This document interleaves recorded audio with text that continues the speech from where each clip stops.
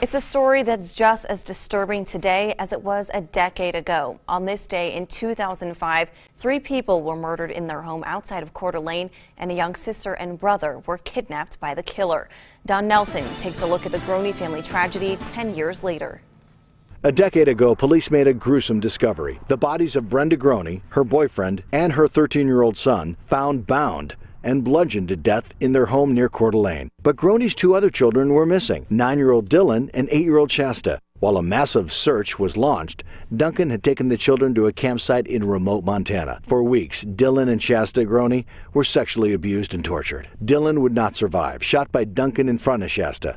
After Dylan's death, Duncan eventually left the campsite and drove back towards Coeur d'Alene, where he was arrested and Shasta was rescued at a local Denny's nearly 7 weeks later. Duncan was charged with murdering Dylan as well as the 3 victims at the Coeur d'Alene home.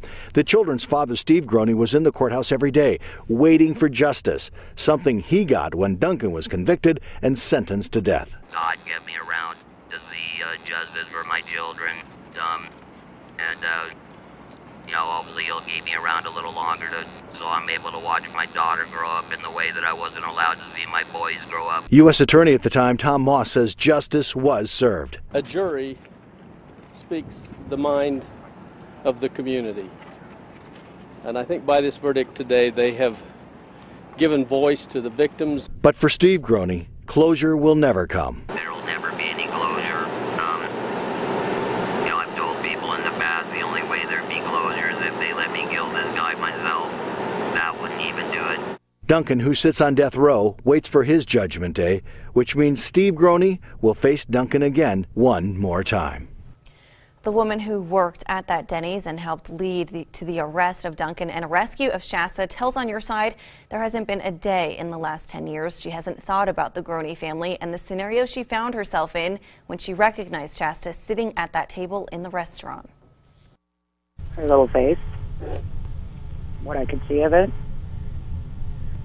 that is an image I will never get out of my mind. There was a little girl who was obviously not happy. Something was wrong. Amber Dean then called the Coeur d'Alene Police Department and made sure Duncan and the 8-year-old girl stayed put until help arrived.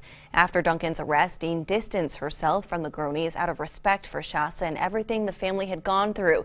It wasn't until a year or 2 ago when Amber unexpectedly ran into Shasta while shopping in Coeur d'Alene.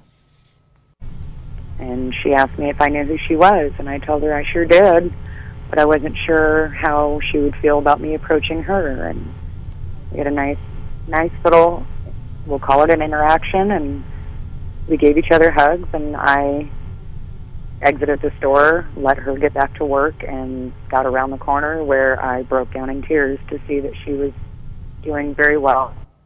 Amber is now a mother of 3 and graduated today from the College of Idaho with a degree in English. Shasta is living in Coeur d'Alene with her father, Steve, and he shared a statement with On Your Side, remembering his son Slade, who was killed by Duncan on this day in 2005. He wrote in part, "Slade Vincent Groene is my hero. He would have turned 23 this last March 29th. Instead of sharing beers, I shed tears like I have since May 16th of 2005.